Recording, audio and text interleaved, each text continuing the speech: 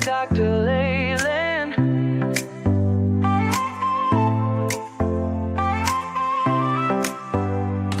Step into the future, the world is waiting now. Dreams are in the making, we'll show you how. From the books to the screen, from the stage to the stars. Level up your game, let's raise the bar. Innovation, inspiration, it's in our DNA. Breaking through the limits, we're paving the way. Level up, reach the sky, take the lead, don't be shy. Your story's worth it, your light will shine. At Level Up Academy, it's your time. Oh, it's your time. At Level Up Academy, we rise and climb.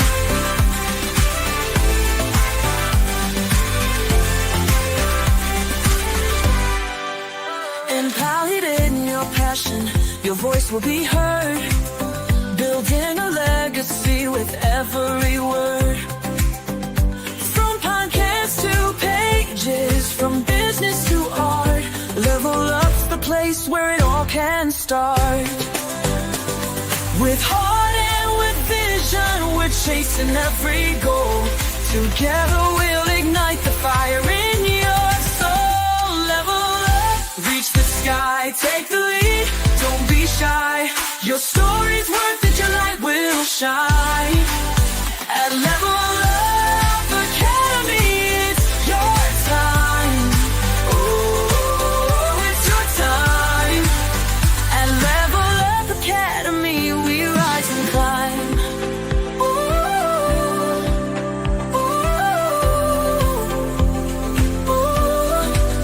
oh, we're trailblazing, breaking through the mold. Dreams are alive, let your story unfold. With courage and pride, we'll take the fight. At Level Up, we own the night. Level up, reach the sky, take the lead, don't be shy. Your story's worth it, your light will shine. At Level Up Academy, it's your time. Oh, it's your time. At Level Up Academy, we rise and climb. So let's level up and never look back. On the road to greatness, we're on the right track. Together we'll soar, together we'll thrive. At Level Up Academy, we're alive.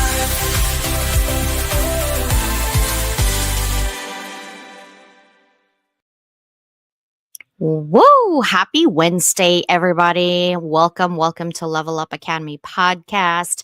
I know this is going to come out this Friday as well because we have an amazing brother from another Mister today. For those of you who are in the Hounds of Business community, you probably haven't had the chance to really get to know who Curtis is. I didn't either, and today is going to be the day, but we're never going to finish in an hour about Curtis. So we're just going to know a little bit about him. And I have something prepared for you guys today about him and maybe share some things that maybe you didn't know because you weren't intentional of looking up who is Curtis, right? Oh my God, Curtis Rivers. I'm fanning right now, guys. I'm fanning right now. Only if you knew, right? Only if you knew who he was, and then you'd be like fanning too, believe me. And we will be going into that and just kind of to check him out. So today I'm gonna skip my sponsor for a little bit, for a hot minute here on making it fast. But I do want to mention HOB. Mike is always looking for an ambassador for HOB. And basically, you have to be a member for at least 3 months. Able to introduce people to us, but make sure that when you introduce people, guys, you don't just introduce based on like, oh, maybe this person should be in the Hounds, but kind of your reputation. Every time you introduce people to others, it's your reputation on the line. So kind of just make sure you assess as much as you can, right? Also, I wanted to share that 50 inspirational connections. This was last year. This is my third year doing it. I'm looking for, I think, one more ambassadors to basically help me with 50 inspirational connections. And this time we will have cash prizes, we will have other amazing things. And what is this? What is 50 inspirational connections? Well, 50 inspirational connections is literally about you. Who inspired you? But this one, it's not LinkedIn, it's all social media. What I'm trying to do is create that ripple of positivity, positive effect, positive mindset. Who inspired you to do what in your life? Right. And I was asked, can you actually do somebody who already died, Dr. Leland? And I say yes and no. When I say no, it's because we want a video, at least 5 minutes video or less, within that person who inspired you. You can create a video like so and so inspired me to do this, this, and this, and I would love to nominate them because of this, this, and this, right? And so we want to celebrate the people who are still living, who are still right now here with us, right? So if you want to apply, go ahead and scan that QR code. Again, this is going to be done by, it starts now and it ends July 15th. And then for about a month, I will have to stalk your profile and see what you're doing for the community. You have to be doing something for the community, or that person has to be doing something for the community that inspired others. Okay. We're talking about intentional inspiration. Whether it's a small inspiration, it doesn't have to be super big, but maybe they helped somebody. Maybe they did something cool that inspired others. Maybe they started a podcast and that podcast help others regain their what? Power. Whatever that is. That is what we're trying to do with Level Up Academy. And I do this every single year.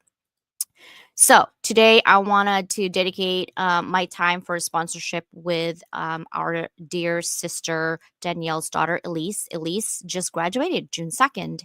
And as you can see in June 8th, she is hooked up, right? And you're probably thinking, okay, well, what happened? First of all, let me give you a little history on Kawasaki disease.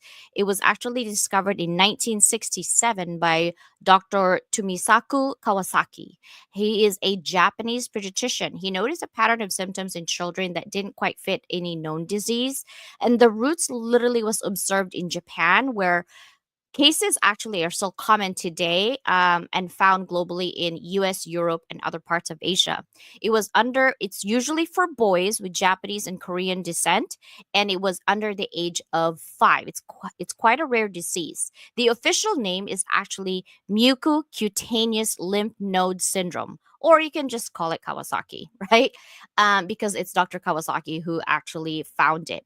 It's still a mystery today of what caused it, but they suspect, they as in the doctor and the scientist, that it's triggered by an infection, possibly viral infection, and it's genetically predisposed children, but no specific pathogen of how it's just going on. So the symptom basically, first 2 weeks, it's going to be high fever, lasts about 5 days. You're going to have bloodshot, red bloodshot eyes, bright red cracked lips, and strawberry tongue. You have a little bit of redness and swelling in the hands and feet. You got peeling skin, right, and fingers and toes. There's going to be rashes, right? If you have a baby, it's going to be in the diaper area. Your swollen lymph nodes, especially in the neck.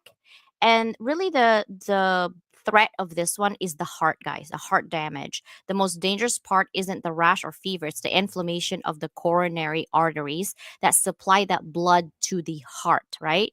Because you could have coronary artery aneurysms or myocarditis, right? Heart muscle inflammation, right? Heart valve issues. It's very severe or if it's untreated. And so they have some issues with that. It could affect your GI, your liver, your urinary tract. And you're talking about kids. Okay, you're talking about kids. So if you don't treat your children right now, if you have that, you need to go to the hospital immediately. And right now, the treatment is called IVIG. It's intravenous immunoglobulin and aspirin, right? So that they can actually reduce the heart risk. So please take care of your babies, guys. We love you. And Curtis is like the biggest sponsor of all time right now. This is my first time doing GoFundMe. I've never done it. And I just felt the need and moved by the story that my sister is going through right now in her life. So thank you guys so much for doing that. Now, social media. You know, I'm on social media pretty much every day. But Curtis told me, "Do you sleep?" I'm like, yeah, sure. What do you mean? That's optional, isn't it? No, it's not. It's not good for you not to sleep. But I do take naps in between my lecture as well. Influencing You is a social media platform where all influencers are giving their best to those who wants to do something for themselves and their business. Another thing in their sister company is Bella Grace. I'm actually waiting for that Alexa right there. That's my Alexa of youth, because at the age of 40 and above, you will lose your collagen. Actually, starts at age 20 plus, but 40 and above, you lose your collagen. And that's good for your joint support. And I want to look pretty from the inside and out, not just outside, right? So that's why I use their products. And I think that's pretty much it. And then, of course, my dear sister Susanna, she is definitely in here. She has classes that's going to be coming up soon. She also going to be putting this out, Grateful, A Heart Wide Open. Our anthology is going to be coming out at the end of this month in June. We just kind of got busy, right? And then, of course, the magazine, that's Circle Level Up magazine, is going to come out this month as well, at the end of the month. All right. So I will see you guys in all of those things. Are you guys ready for Curtis? I hope you are, because I know I am. But before I put him up, I don't even think Curtis knows that I've been like really stalking him at this point. Curtis is probably thinking, I don't know if I like that, CJ. Curtis has an amazing background. We're gonna let him speak to his background in a minute, but I want to make sure that you guys know that I was talking to my husband actually, and I said, he does this, this, and this. But I think when I was looking at his website, he does coaching now. And my husband's like, well, what kind of coaching does he do? And I said, oh, he does this, this, and this, right? And he goes, what do you mean? What kind of coaching is that? And I said, well, I think he was talking about looking at your true purpose. He's also having clarity session on what he can do. And definitely, like, I love this part right here, right here. Enhance mindset. And my husband, literally, he's very critical. I just want you to know, he's very critical. He's an engineer. He works for the feds for a long time and Amazon and all that. He's like, that is the best guy that you need to listen to. Because can you imagine being a stuntman for all these movies? You got to have strong mindset. So if anybody that you want to listen to, it's going to be him. And I'm like, that means a lot coming from my husband, because he's very critical of everybody. And he knows a lot of Hollywood people. We do have Hollywood people. And we're like, wow, okay, coach me, Curtis. That's what we're going to do. So we're going to talk about Curtis today, guys, and the amazing things that he does. Are you guys ready? Good morning. Good morning. Good morning. How are you? I am blessed. How are you? Really, really good. Thanks for having me today.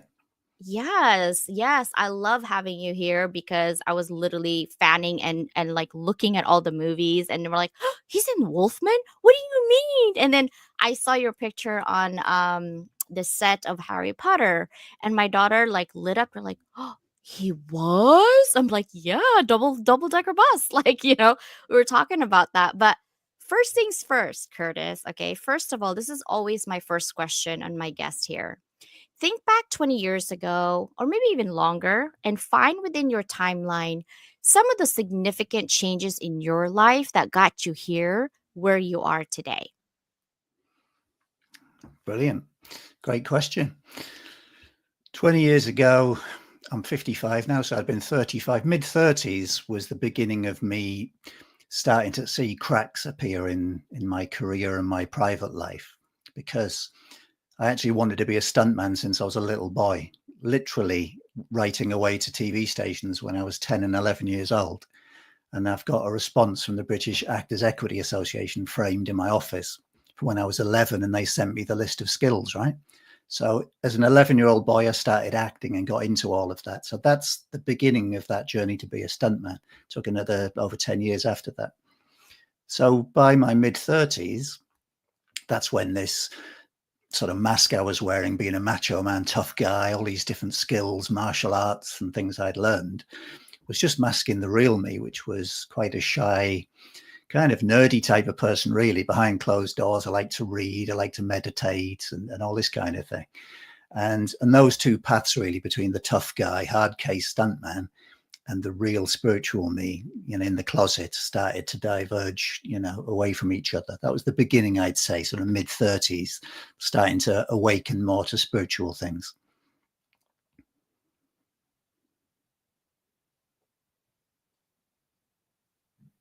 You're actually being modest. I want to say that. I'm like, he's actually being modest, guys. Okay, so Danielle is here, says, hello, hello, Curtis, from the bottom of our hearts. Our family is really thankful and grateful for your generosity. Yes, we are. Definitely, right? Because it's much needed. Thank you so much. Okay, guys, here's another thing that I'm going to, let's see if I can present this a little bit and kind of get to know who Curtis really is, because he's being very modest right now. Do you guys see this? Yes, yes, you are seeing it, right? Okay, so this is the IMDb. Okay, I always look at this. And hello, look at all this movie. And this is like amazing. I'm always wanting to do this one. Hold on, which one was this one? You look like my husband in here, actually. That's funny. The nose, I think, is has English, very English nose. My husband does, so even though he's part Italian. Where is this? Is this a movie set? That's the set of Harry Potter. Yeah, I played a Death Eater in Harry Potter and the Order of the Phoenix, so I was already a fan of the films at this stage, and I think it's the third film where I came in, so I was able to walk around the film sets wide-eyed, but way before there was a studio tour, and have a look at all the sets, and so that was just took on in my lunch hour, looking around the Harry Potter's street. Yeah, and I was like, wait a minute, why does this look so familiar? Where he just jump on the car like from the window. I was like, huh. And this was amazing, a double decker. I was like, oh my gosh, that is so amazing. I remember that scene too. This one was funny to me. Hold on, this one, the Wolfman. I love like anything horror movies is something that I truly enjoy. Like I don't know what's wrong with me, but I like everything scary, right?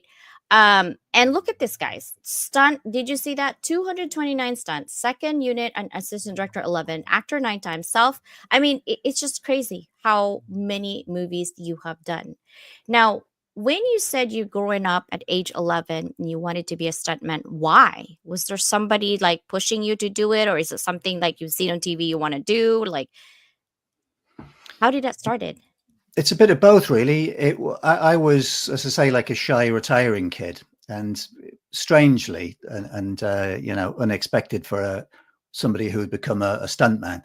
I had two left feet, and I wasn't very sporty, because you're meant to be really sporty as a stuntman. Black belt in multiple martial arts, fencing, horse riding, high diving. There's a big long list of skills you need.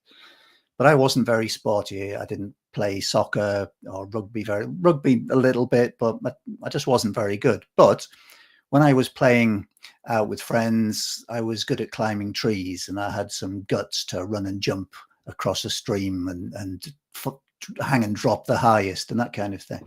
So when we were playing daring each other, that's where this kind of mischievous daredevil spirit came out. And I shone a little bit with my friends in that way.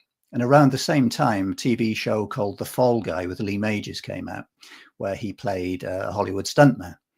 And to the small child in a very poor environment in the northeast of England, I would sit wide-eyed watching this TV show about Los Angeles and Hollywood, and it just mesmerized me. So that combination of kind of being good at daring things and shining a little bit, and the fun and adventure that I perceived as a stuntman, that's what kind of lit the fuse. I was just thinking, I'm like, you have to be a daredevil. Like, okay, so my husband, hopefully he's still sleeping. He does not like heights. No, heights is not something he will do anything. But he does racing, and I hate racing. He races his car. I hate it. I like to look cute in it and drive like a grandma, but never to do racing. Like even my SUV, I had a Porsche Cayenne, and it was 600 horsepower. Why? That's what I always ask him. Why? Who are you trying to get away from? Like, seriously. And he's like, it's just when I didn't understand it until when there's traffic, especially when we used to live near DC. Um, because he used to work for at Pentagon. You need to get away from certain cars. You just go quick. And I understand that. And he had a 911 turbo, and he loves that thing just really, really fast. I like big cars. Like I have a Sprinter Mercedes 12-seater. That's my van. I have, and he has a little car, 4-door E63, but he loves that. And he told me, it's just certain people. I think it's genetics also, like what you love. So for you, it's like that's dangerous. Like you have to have certain mindset to say, yeah, I can do this, no problem. Right? And how long have you done stuntman? I mean, 229, that's a lot. Yeah, coming up on 30 years, almost 30-year career in stunts, and never broken a bone. And just to go back to what you were saying there, surprisingly, I'm actually not a daredevil at all. It's a common misconception. A lot of the top stuntmen aren't daredevils because the daredevils only last kind of 3 or 4 years and they're smashed up and they're retired early. It's not actually an environment for a daredevil. It's an environment for somebody who's got the right mindset. And this was my very early introduction to how the mind works in terms of its relation to fear. And that's where the coaching came from, because a lot of our problems across, nothing to do with stunts, just in life, in business, in families, and across the board, a lot of it is fear-based. And when you learn little mindset hacks to deal with fear that I had to learn, then you can eradicate a lot of these issues. In fact, you can get rid of them completely. So that was the beginning, is that mindset of how do I tackle this thing that actually is really scary. If I was up at the top 200 feet looking down on a building now into an airbag, my heart would be racing. I'd be scared. I've got a healthy fear of heights, but just by a system of, rehearsing, but by visiting the location a few weeks before, and then mental rehearsal ahead of time, and then practicing from lower down so that it doesn't phase you anymore. So by the time you actually get up there and the cameras are rolling, your head's in a completely different space. And with clients, I apply that to their lives, in terms of mental rehearsal and dealing with that psychology of fear. So by the time these things bubble up, we've got different methods to eradicate them. I mean, what did you do at Harry Potter? Now I'm curious. Like, what did you do in that movie set? Well, I was a Death Eater, so there was all sorts of establishing shots and everything. It was a scene towards the end of the movie where Harry Potter is getting attacked by Death Eaters, and he waves his wand, and Hermione turns and fires her wand. So because we've got different masks on, we keep swapping masks. And it was a lot of wire work. They clip a wire on your back, and you've got what's called a jerk vest on under your costume. They have a big weight at the other end. 3, 2, 1, they drop a weight and it rips you off your feet.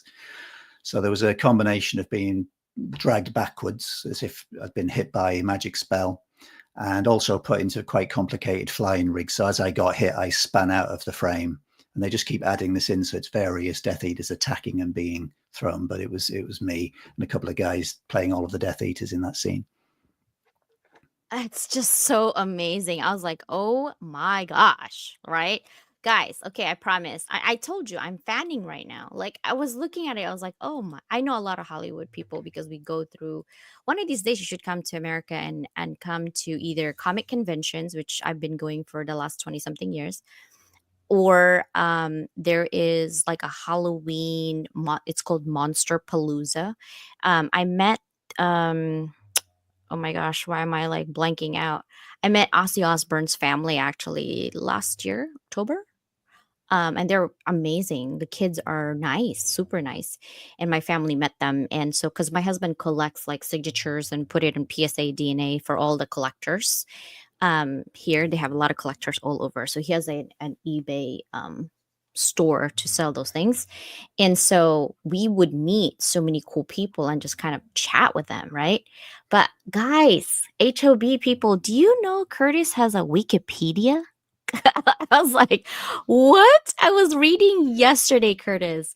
And, I'm like, okay, wait, what is that? In 2002, you broke a world record in parachuting, the longest parachute jump, and bungee jumping, the highest bungee jump. Like, where was that at? That was done over Spain. We were hoping to do that in England, where I was living, but we couldn't get permission to go that high, with the Civil Aviation Authority, because we were going to go higher than aircraft fly, basically, people in jets. So we were going to be operating above 30,000 feet. So we couldn't get permission. So we did it. I found a little spot over in Spain to do that. And it was challenging because the world record at the time was 40 minutes. And it was a US record set by a Marine. And was it a Marine? It wouldn't have been. But it was a US military. And he'd got caught up in these thermals back in the 50s. So it stood since the 1950s, parachuting above a desert. And the thermal activity had kept him aloft for 40 minutes. So that was the aim, was to, how do I jump out of an aircraft or hot air balloon, it ended up being, and managing to use my hang gliding skills, because I was a hang glider pilot, applying that to a parachute to stay aloft for longer than 40 minutes. And I managed to stay up for 45 minutes when I did that. I'm sorry. I jump a plane once to go down, and that was scary. I thought my heart was went in my head. I did a, what do you call this? What do you call that? Not a slide, a zip line, the longest zip line in Asia. And that was fun. It had to take 2 times. It actually was scary because my weight wasn't, I was skinny then. My weight wasn't heavy enough for me to go down. So this guy had to go by hand, and push me so I could go down. Yeah, and I looked, and the coconut trees looked like ants. I was like, if I fall, it's gonna be the end. The end, whatever. We're just gonna go with it. And the first thing I asked, because it was in the Philippines, um, is this made in China? Or, and she goes, no, no, no, it's Italian. I'm like, okay, we're good. We're good. We can go this one because I don't want this thing flipping. But it was really fun. I love that. Now that you have all of that, this is why I wanted to talk about that, because you are the best coach when it comes to mindset. That takes a lot of guts and really introspect on what you want to do and how you're doing it. Can you walk me through your coaching process right now that you're offering people to talk to you and say, hey, how can I help? Yeah, I mean, my clients come to me when they're really stuck, basically. So that they're at a stage in life where maybe they've pursued something for many years, and a lot of them are quite successful at it. But when they get to that end of the rainbow, if you like, they're left a little bit hollow. As I was at the end of a long stunt career, there was definitely something missing, because I wasn't that person anymore. And it didn't resonate with me what I was doing on a film set. It just wasn't me anymore. And there was just something missing, like I was living somebody else's life by that point. So, that whole thing that you hear frequently of making the millions that you desire, having the big house and the fancy car and all of that thing, and being totally lonely and miserable, that was me. And so I go through these signature steps with clients as I did. And we literally go, and it's holistic. So we go on a really deep level, because I started with mindset many years ago, as we've talked about, and I kind of mastered that and started to get into psychology.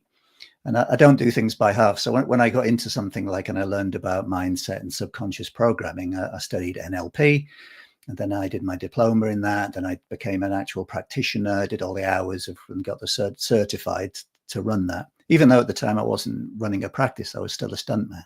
But anything that interested me, like Reiki or, anything holistic, I would really study that.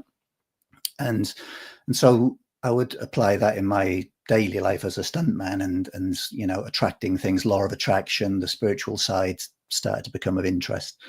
And more kind of an energy practice. I do meditation.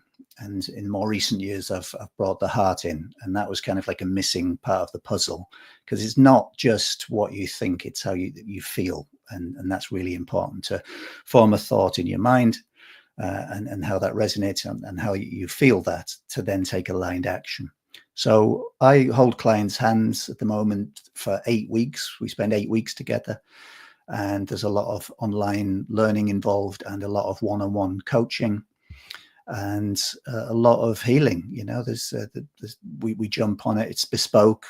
Every client is different, and we do different healing modalities to remove limiting beliefs forever, for good, get rid of anything that's harmful in there, and get really, really clear on their true purpose, so that they can realign and we can reignite that journey moving forward.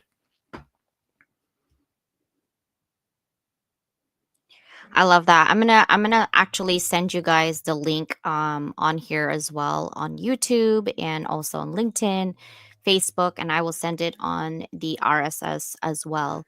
Now, Curtis, my next question. You've jumped off buildings, stared death in the face. What fear in your personal life was harder to face than any stunt? Oh gosh, there's so many. The usual, that fear of failure, fear of not being good enough, all those inadequacies that I'd say us men. It's women as well, but there's a certain, and this is something I've got into more and more, particularly men have that. Some men have that toxic masculinity, and they hide behind that, and they overcompensate in that way. And a lot of women, kind of that sacred feminine energy, have that wounded female vibe about them as well. And these are all just baggage that we take on and masks we hide behind. And that's part of the coaching I do, is to remove that.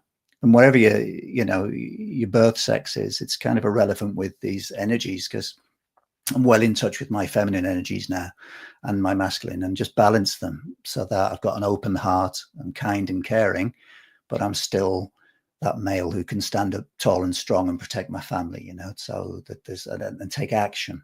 And it's combining them two energies in equal measure, really. So early days, there was that fear of failure, fear of not being good enough, and just eradicating those, at various points in my life, until that's not an issue anymore for me. I don't have any fears. My only fears now, and it's something that is when because we should all be growing, right? If we're comfortable all of the time and putting our feet up, then we're not growing in any way. So, but I've recognized that where there's a cognitive dissonance between where our comfy place is in our subconscious and the introduction of a new idea. So if you're making 100 grand a year and you entertain the thought of doubling that to 200 grand, that's our discomfort. And I call that the wobble zone, the cognitive dissonance of that the conscious mind isn't matching the subconscious mind. And I'm just used to being in that wobble zone, and I'm learning how to thrive in that. But I recognize that discomfort for what it is and just lean into it, because I know by taking action consistently for at least 30 days, that passes. It's just a passing phase. And when you've done it so many times, you start to almost get excited, because that's a sign that you're about to have a growth spurt, and good things are coming. That's me too. My fear is fear of stagnation. I get bored quickly. So I'm so fearful of like not being able to use my brain, right?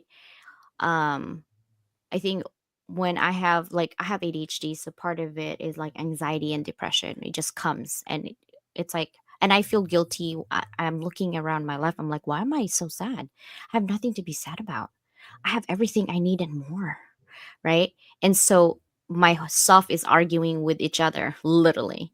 And for me, one of my doctors says, "Oh, you should take CBD to calm you down." And I said, see, I took so many meds when I was young because of my scoliosis, and I was kind of sickly. And so that's when I started working out and running and all that. Um, that when I took one of these medicine, I think I was in so much pain. I don't remember what, I think it was morphine. Yeah, for sure. And I was like, I couldn't think straight, and I was just always happy. At that moment, it was enjoyable, but then I reflect on it. I'm like, see, I can't function like that. Like, that is my fear. If I'm not able to use my brain, that's my biggest fear. I'm like, then now what? Right.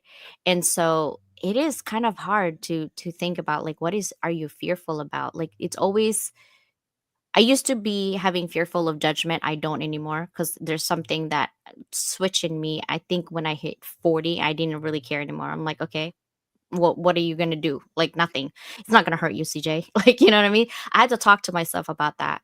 But another thing that I wanted to ask you today, since we got you here, um, when did you realize the adrenaline of Hollywood wasn't enough and that you were being called to guide others from the inside out?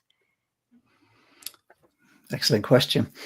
It happened, let me think, I'd say just approaching 40 years of age. I was starting to do motivational speaking, being invited to different places to do a talk. And I was invited by my old form tutor to my old school. So that was really good. A guy who was my tutor many, many years before tracked me down. He'd heard about the world records. And he asked me to come and do a talk at the school because they were going to pull the old school down and turn it into a modern academy, rebuild it. And just for one last time before they pulled the old school down, would I come along and do a talk? And I agreed to do it. And we had a little chat about what would help. So I pretended to be a local businessman. I had these fake glasses on with just glass in there. You know, there weren't real lenses. And I was being all a bit Clark Kent, all nerdy. And I said to the kids, I've been invited to do a talk about what I wanted to do when I was your age. And I've been asked to share my diary. And they're all starting to roll their eyes. These students are about kind of 14, 15. And it was actually speaking from the heart because I was genuinely in that school and I genuinely wanted to be a stuntman. There were three things I wanted to do at their age. I wanted to be a stuntman. I wanted to be in a James Bond movie. And I wanted to jump from high altitude from a hot air balloon because I'd seen it in a TV documentary. So I share these thoughts with them and the kids start to laugh and think, who's this nerd? Who is this guy? You know? And I said, no, I used to go in your school, and I show them a slide of me in the school uniform and they're laughing. And I say, yeah, don't worry, it's fine. You know, I'm used to it. Everyone laughed then. Even my own parents laughed at me. You know, you'll never do that. But I wasn't wired like that and they didn't listen. Anyway, let me just run VT. And then the lights get dimmed in the school hall and I run the video and they see me as a stuntman in the movies, swashbuckling, riding a horse, being set on fire. They see me in a James Bond movie, having a fight with James Bond himself on the silver screen. And then they see me break 2 Guinness World Records from high altitude ballooning. And then the lights come back up and everyone's just staring, you know, mouth agape. And what I didn't expect was I felt really emotional giving that talk. I went on to you know, give an inspirational talk that, you know, I grew up in the same poor area. It's very industrial, high unemployment part of the country. You know, I grew up the same and, you know, didn't have any money or anything like that, but I've gone on to do this and this with the right mindset and the right attitude. And it was just lovely feeling driving back, and there was a lot of compliments and people lined up for the autographs, the kids at the end, you know. And I thought, I must do more of that. It just felt really right. It really resonated that I'm doing some good. And if just one person in that school hall went on and to use that knowledge, then how great is that, right? And a few days later, I was doing a movie back on the film set, and I had to cover this rape scene, and it was awful, and it was a closed set, and I spent the whole afternoon going through this horrible rape scene in this trailer. It was a historic sex case based on a true story, and it was the polar opposite. And when I drove home from that, I just felt low, and I thought, what am I doing? This is so not me. My contribution that day had been to add something very low vibrational. It's very murky. And some people go, yeah, it's only entertainment, get over yourself, you know. And I'm going, yeah, I know. But last week I gave a talk and it felt wonderful. And I've left some good in the world. And today I've just done something a bit murkier and it was difficult and it wasn't me, you know. And that was the beginning really of that. I can't keep doing this. And the realization that, weirdly, at work as a stuntman, you're actually emulating a lot of death and destruction, you know, violent fight scenes I have to put together. And I go for realism, you know, so I have to draw from past experience from a very rough upbringing and dig deep to, you know, reconstruct that violence, things I'd rather forget, and share that in TV and film, you know. So it's death, it's destruction, car crashes, flying out the windscreens, being set on fire, all that's like quite dark compared to the real me who was at home lighting incense and candles and meditating, you know, a completely different person, which fitted more with writing, teaching, coaching, and giving talks. So that's why I started heading in that direction. Wow, I love that. You're right. I'm a visual person, so I was trying to visualize that. That's really a switch of a job and a career, right? Like it looks like it's a career being a stuntman because you love it and you're passionate about it, but there's come a chance or something. I think I don't know if you're familiar with Maslow's hierarchy of needs. That self-actualization kicks in and everything else that you did to get there is not enough anymore. It doesn't satisfy your soul. And so you find a way to be peaceful and really find happiness and true joy of what you want to do. And I truly believe that every single person on this earth want to help other people, but some just can't find that light yet. And so thank you for, for doing that. I appreciate that. Now, this is okay, it's mental health month awareness, right? So I wanted to actually dig a little bit deeper about you and how you coach people through fear blocks or burnout, especially for men specifically, right? What's the invisible stunt most people are performing in their daily lives that you think holding them back? I think with most men, it's a kind of sense of denial that they sort of shake that off, and like sometimes it's a mixture. They often feel guilty, that there's some hidden guilt in there for having that thought.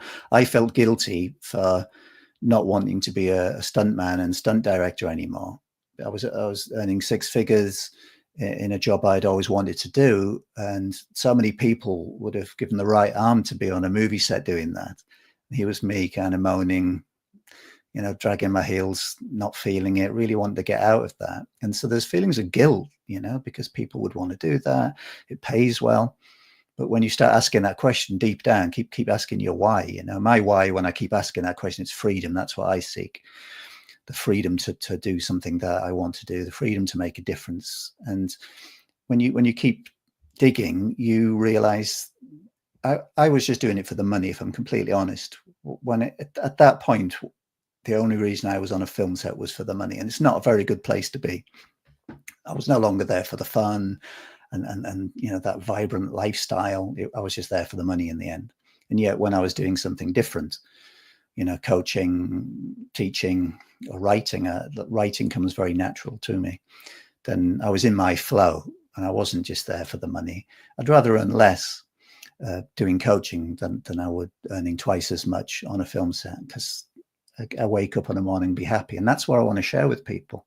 And I love that transition for a client who is stuck and not knowing what to do, and worried about, I really want to get out of this and I'd love to do that, but I've got a mortgage to pay, I've got bills, I've got mouths to feed, and and that all comes back to that guilt, which is fear-based. And these are just emotions and just energies, and they can be fixed. Little bit of analysis, little bit of healing, little bit of energy work, and some mindset retraining, basically, for a paradigm shift. And it takes within my 8-week program, there's a dedicated month where they take action every single day, monitored by myself. I hold them accountable. And it does take daily action. Just not masses. It can be like just 15 minutes focus daily, but it has to be daily to rewire their neural networks. And that makes the shift with them. And the results are amazing. I agree. I think some lady actually was in Instagram. I forgot. She was a psychologist or psychiatrist. She basically said there's nothing in this world that you can't go for so long as your mind is strong enough to go for it. Basically, and the guy's like, well, you can't just tell me. Like, she has a mantra that she says every day. I forgot what it was. And the guy's like, that's not possible because there's some people in the ghetto, and when they say that, they never imagined that they would get out. And she's like, that's because you don't believe it. But if you keep saying it and saying it and saying it and saying it and saying it and repeating yourself, it becomes natural to you to move forward. And then you become intentional through your subconscious and conscious mind. So now your action is pushing you to do it. Right.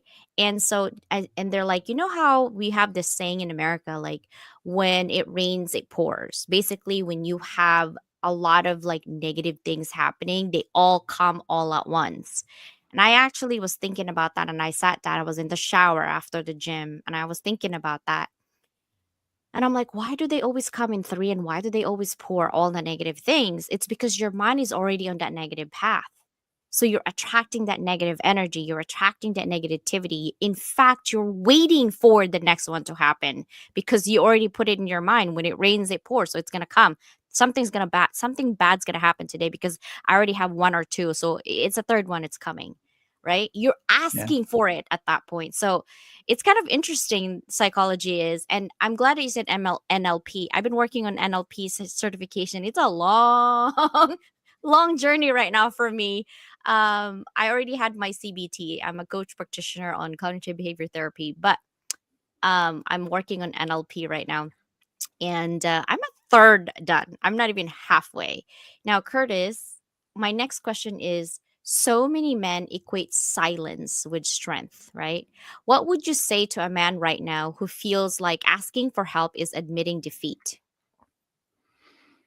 Oh gosh, it's so not. I was having a discussion with someone this morning on this very subject, and it goes back to that alpha male thing, doesn't it? That speaking out, asking for help is a perceived weakness, and with age and wisdom, you realize it's actually a real strength.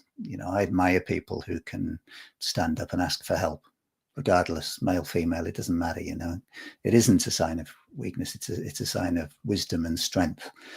And they should absolutely speak out. Even just the act of sharing, just being heard, that's powerful before we even get going with, any healing. But just to be really heard, to start expressing that and let that flow is very medicinal. I like that. I think a lot of men equate asking for help as not man enough, right? You're not strong enough. You're weak because you ask for help. You can do this on your own. I think it's society because we've been brought up, like at least here, right? Like you can't be weak, you can't ask for help and you can't cry either, because that's a sign of weakness, and it's so toxic. Like that's natural to cry, right? It's so Yeah. crazy. Yeah, Um, that's definitely how I was brought up. That was my upbringing, was man up. We don't show our feelings. You certainly don't cry. You didn't grow up with my father saying "I love you," anything like that. Polar opposite to my son, who I kissed on the forehead frequently until he was old enough to say, "Dad, stop," and give him a big hug, tell him I love him every day. To all my kids that. Um, it it's just silly. It's toxic masculinity. There's no place for it really, and it doesn't even serve us. There's a place you can. I can look after myself still at my age. I have that background, but I also got that wisdom to walk away. I'm detached from ego. You think what they want. People can call me names. I can eye roll and just walk away. And that's just wisdom and coming from a yeah, place of love instead of fear. Really, just drop that mask of toxic masculinity, and you can be a big, strong, strapping man who can hug somebody and love them and be a kind, loving individual. I love that. I'm just like learning so much. Now, if someone's listening today is standing on the mental edge of the building, okay, afraid to leap into their purpose, what would you say to them? Ooh, it would depend on exactly where they were at. If they were going to blindly leap or whether they were going to take a step back. I'd give them active encouragement, to use that metaphor, and just bring them back off of that edge. Have a little look over, check everything was in place to receive them, and it was going to be a soft landing. And then I just give them the encouragement and the mental capacity to step on that edge, look back and wink at me and step off into the void. Got to make a move, got to take them baby steps, and it all starts with just one step. So you got to take action, but it's got to be aligned action. And that's what I get into. We look at mindset, heart set, and then aligned action. But you've got to make that move. You do. Moving something better than nothing, right? That's what I always say. Like just move. If you move and it's not the right feeling or not the right direction, at least you can pivot and change. But you can't change anything if you're not moving. That's like my students, they complain about their grade. I'm like, okay, first of all, I can't grade a zero because it's literally a blank page.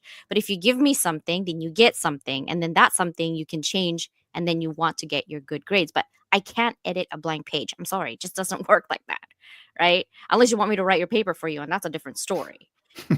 But you know what I mean? Like we can only hold people's hand so much, but they themselves have to do it. And people says, "Oh, it didn't work." It's because you weren't committed 100% of the change that you wanted to do, right? You were Yeah. looking for something that won't work because in the past it didn't work. Therefore, this shouldn't work. But technically, you're self sabotaging already because if you're already saying you haven't even started the work, by the way, and you're like, it's not going to work. It's not going to work because you said it's not going to work. Hello? You know, that is the problem. I think most people that I've seen when I do mentor my students. And I'm like, well, you already committed. What's the point of even having this conversation? Because you already committed to not working. Like, honestly, right? So you have to commit to working. Now, Curtis, this is your website. I'm going to share this to everybody. Um, Walk us through how to get a hold of you in this website, and what does the Clarity Call sessions all about? Is that an hour, 30 minutes, 15 minutes? So the website is there's a short video on there. And it's my backstory from the heart, explaining what I've been through, which was my own mental health challenges, quite serious, suicidal thoughts and a suicide attempt, to be honest, and followed by divorce, followed by bankruptcy. So if anyone's thinking it's okay for him, with his millions, stuntman Hollywood and that, after that, after all of that, I lost everything. And, poor mental health. I was hospitalized in intensive care for 3 days after a suicide attempt. Not proud of it, but I'm open about it because if it helps just one person not to go down that path, it's worth just being open and honest. So I've been there, I've been at rock bottom, lost everything I owned, and got divorced. Jump forward to the present, I've made over a million since. I'm happily married, met my soulmate 6 years ago, and I'm in a really, really good place because I've applied all of this stuff that I've learned before. I already had that mindset figured out when I broke world records and numerous other things. And the missing piece of the puzzle, I found out when I was away on a pilgrimage to India. I did a year of recovery after the divorce, got moved into a little place, spent a year on my own, single, just healing and repairing. And towards the end of that, I went to India for a while, a little ashram there because I'm into meditation. And the final piece of the puzzle fell into place, really. So on that website, curtisrivers.com, if they watch that video and they think, I totally get that, confused, stuck, want to do something different, but don't quite know what that is, no sense of purpose, they've lost their way. If that's that person and that all resonates, then they just click on a Clarity Call button. It's 45 minutes and it's just like a free session, really. It's a chat, see what I can do to help. As I say, sometimes sharing is like a big part, having someone like me there to listen, offer some help and advice. And towards the end of that call, see if they're a good fit to carry on that conversation and spend some time with me in that 8-week program. Thank you for sharing that. I'm just sharing all the links that I have for Curtis, guys, in case you guys want to check out Curtis. That's one thing I love about HOV. We get to know each other more, and other HOV can get to know you. So, okay, this link that I put on the chat on here on YouTube, guys, go ahead and be a fan club, okay, for IMDb. I'm just saying, okay. And then Wikipedia, there's more written about Curtis in there as well. You can go ahead and check it out yourself. Program sounds amazing, right, Lewis? Seriously, it is. And I love this. And he actually laid it out pretty much on what you will learn in there. And I'm sure all the other ones that you're going to learn in between whatever's not even listed here, having clarity, increase authenticity, greater emotional well-being, sense of freedom, financial empowerment, stronger relationships, enhanced mindset. That is really amazing. Greater confidence and legacy and impact. And that's why we align, because everything that I do for my platform is legacy and impact. Because at the end of the day, that's really what we can give to others, right? So thank you so much for being here, Curtis. Do you have any last minute thing that you would like to um, say or anything like that? I have one last question before you say anything. Go ahead. And then I will give you a last question. No, just thanks for having me. If I've got a book out as well called The Fearless Path, that's just on Amazon and in bookshops, talking about this mindset and how to get from where you are if you're stuck and confused and lost to where you want to be, from fear to freedom. That's called The Fearless Path. Oh, I love that. I actually have the ISBN on that one too, guys. Let me go put that ISBN in here so you guys can actually have that as well on the chat. And it is also on Amazon. I'll send you guys the link as well. Now, Curtis, before I let you go, this is always my last question for anybody that comes out Level Up, okay? If this is your last day today on this earth, what would be your parting message to your current and future families in terms of living life, legacy, and impact? It would be to get out of your head and get into your heart and live with an open and honest heart, to walk tall as your authentic self. I love that. Easy said than done. That's for sure. Easy said than done. But pay attention, guys. Thank you guys so much for being here. I will see you tomorrow. And here's the 50 inspirational song. I'm going to have like 2 songs for you guys today. Yeah. It's not just a scroll. It's a movement. Let's get it. Yeah. Yeah. Tap in, level up, it's the real lane. Dr. Leyland dropping fire, not playing games. 50 deep with the mission in the voice. Ain't just talk, we the power, we the choice. We spotlight rebels, dreamers, queens, bosses, builders, legacy machines. You want truth, you want real. This the type of vibe that you feel and heal. From the mic to the gram, LinkedIn too. 50 connections, yeah, that's the crew. Wanna grow, wanna shine, wanna be seen. This the dopest network on the scene. So don't just lurk, engage, ignite. Click that follow, change your life, this ain't hype. This the tribe on a mission, level up style. Legacy edition. Legacy edition. Legacy edition. Legacy edition. Legacy edition.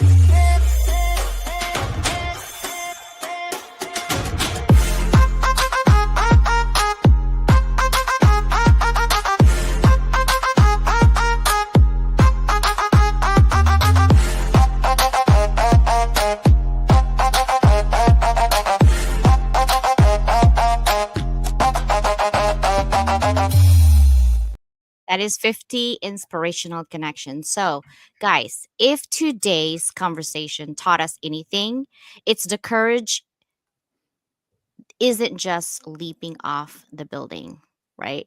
I say building, even though he probably did stunts more than the building, okay? It's being brave enough to look inward. Real strength isn't measured by how much you carry alone, but your willingness to reach out, speak up, and heal out loud. To every man listening out there, your story matters, your struggle is valid, and your healing is possible. To every woman who's here supporting, please take care of yourself as well. We are all human, brothers and sisters, really. Because being fearless doesn't mean you feel nothing, it means you face everything. So, thank you guys so much for being here. Thank you, Curtis, for your kindness, your support for Level Up and HOB, and we will see you soon. Bye, everybody. Thank you. See ya.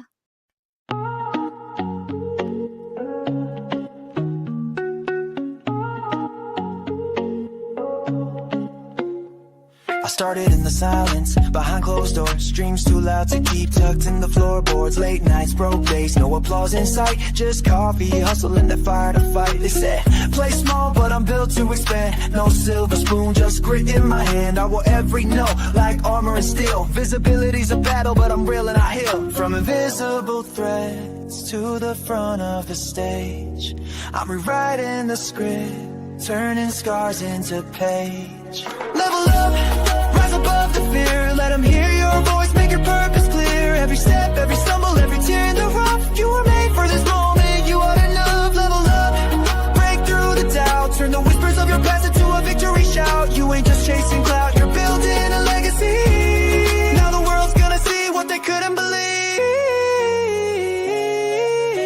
Yeah, yeah. What they couldn't believe. See the back end, just a headline glow. But success is built slow, where the struggle don't show. Algorithms change, but your mission's divine. You're the brand, you're the vision, you're the power behind. You gave free just to prove you have value inside. Now it's invoices paid and your name amplified. You're not just in business, you're changing the game. And your visibility, that's more than a name. No more shrinking, this is expansion. No more asking, this is commanding. You've been the spark, now you're the flame. Entrepreneur by fire, fueled by name. Level up, rise above the fear. Let them hear your voice, make your purpose clear. Every step, every stumble, every tear in the rough. You were made for this moment, you are enough. Level up, break through the doubt. Turn the whispers of your past into a victory shout. You ain't just chasing clout, you're building a legacy. Now the world's gonna see what they couldn't believe. What they couldn't believe.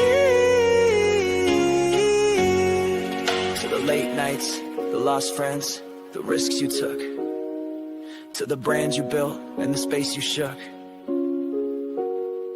Here's your crown, your moment, your spotlight beam.